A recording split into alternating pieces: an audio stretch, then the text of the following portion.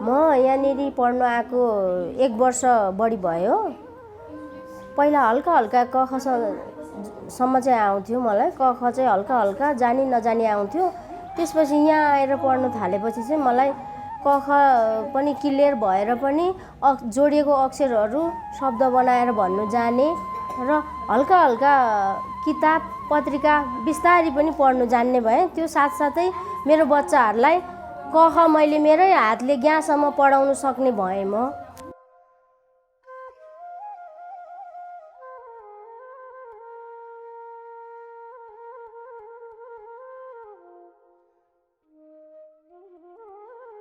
अक्षरहरू पनि सिकेँ। म बोल्न नजान्ने घरमा एक्लै हुन्थेँ, बोल्न नजान्ने कुरा साथीभाइले लिएर लाएर पढ्दाखेरि म बोल्न आँट आयो, त्यतिमै खुसी लाग्यो। विगतको यो कोरोना कोभिड-19को बेलामा नि हामीले सरसामानहरू धेरै सहयोगहरू पायौँ। खानेकुरादेखि लिएर सरसफाइको साबुन नङ काट्ने इत्यादि कुराहरू हामीले सरसहयोगमा पायौँ।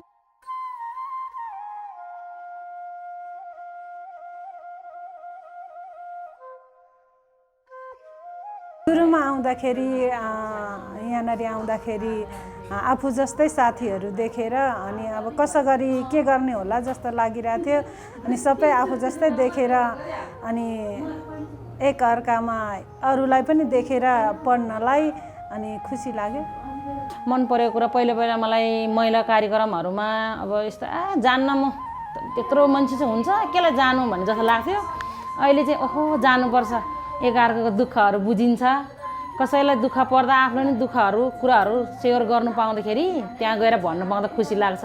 अनि आफैले लेख्यो यति जान्यो अहिले चाहिँ, पहिले केही नआउनेलाई अनि अक्षै पढ्नु पाओस् यो भन्दा नि जोडेर अक्षरहरू यसो नाम सबैको उ गर्नु पाओस्, लेख्नु पढ्नु अलिअलि जान्ने होस्, यताउता हिँड्दा नि। नेपाली अक्षरहरू शब्द बनाउनु सिकेपछि क ख ग पुरा जानिसकेपछि मेरो बाबुलाई अझै नेपाली अक्षरहरू उसलाई आउँदैन त्यति त्यो सिकाउने इच्छा छ।